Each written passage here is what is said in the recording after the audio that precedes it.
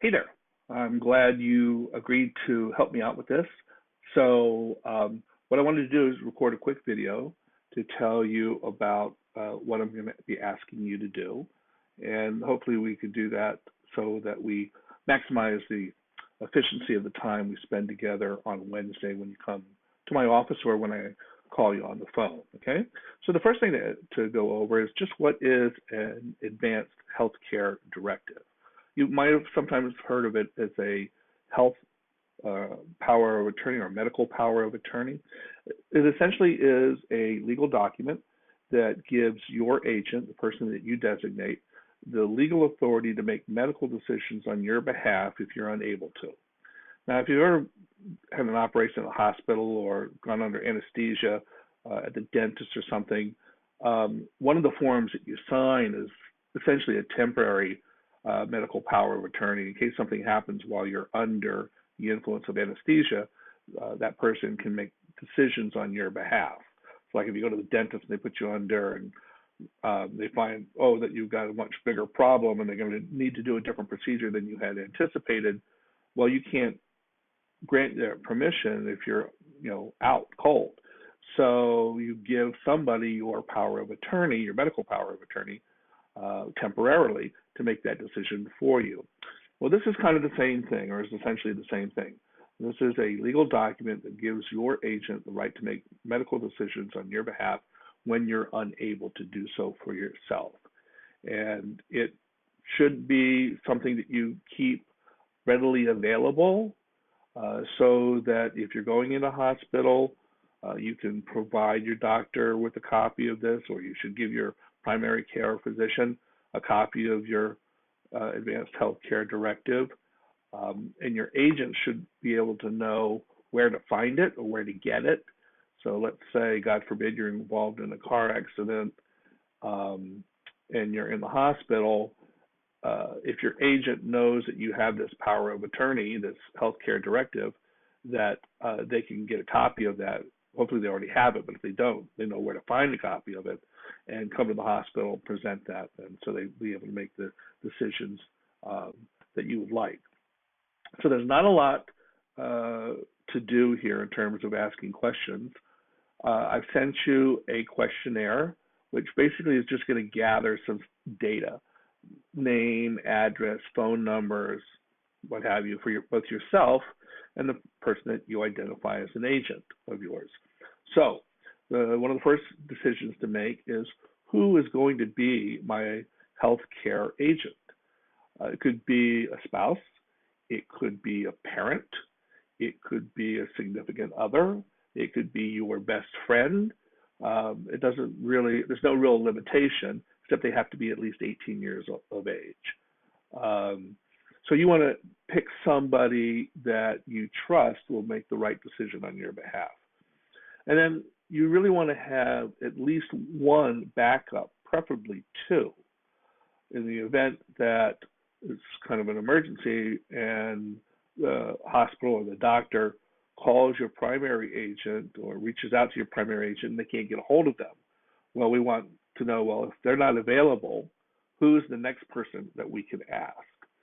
And you can have single agents or multiple agents, both for your initial agent and your successor or alternate backup agent. So you may want two people, say your spouse and a parent be your initial agent, and you want them, either one of them, to act on your behalf, or you may want them to act successively. So, it's really any combination that you want. I usually recommend that you have one primary agent and two secondary agents that we just literally go down the list, okay? So that's the first question that we're going to ask you. Let's see, the next question is going to be, do you already have a living will? So living will is a little bit different than an advanced healthcare directive. A living will is more like instructions to your doctor about do not resuscitate, okay, and what to do with any organs of yours if you should pass. So we'll just quickly, yes or no, do you have a living will? I suspect most people don't. There's a question about if I become incapacitated, do I want to be maintained in my own home? Usually people say yes to the greatest extent possible. So let's say you left in an unfortunate vegetative state when you're still alive. If it's possible, you want to be kept at home. Another question that we'll ask is, do you want your agent to be able to contract for psychiatric treatment on your behalf?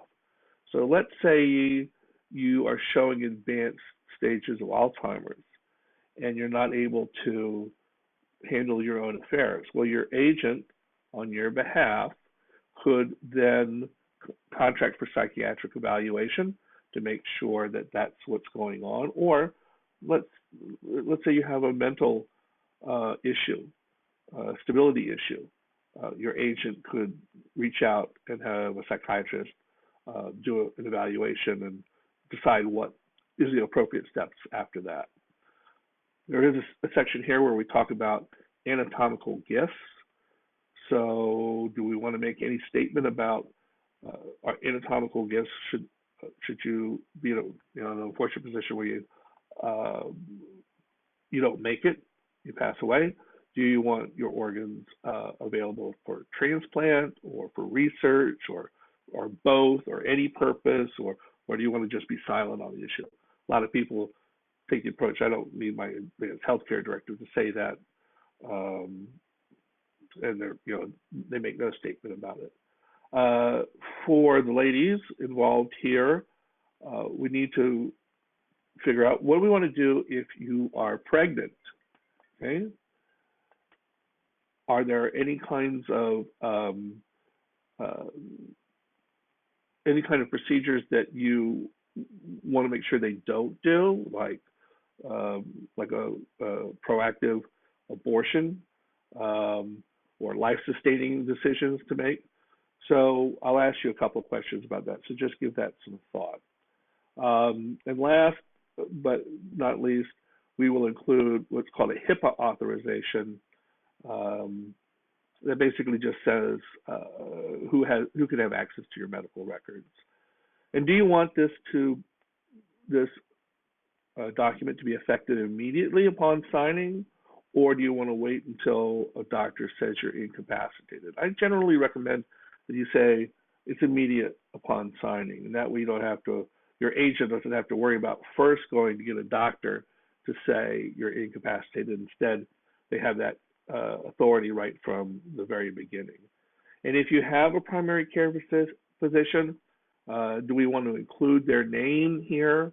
If you have a long-standing relationship, you have a primary care physician, and you know you're going to keep them for a while, then I would recommend you include their name. If not, I would suggest that we just stay silent on the issue. All right? So you have a questionnaire. I also have a design sheet. I'm going to show you the topics that we're going to talk about. I need you to fill out the questionnaire and get it back to me as soon as possible. I have to have it probably by no later than Tuesday morning. That'll give me enough time to put the data in the system and start and structure your document for you so that we can work efficiently when we see each other or talk to each other on Wednesday. So fill out the questionnaire, send it back to me.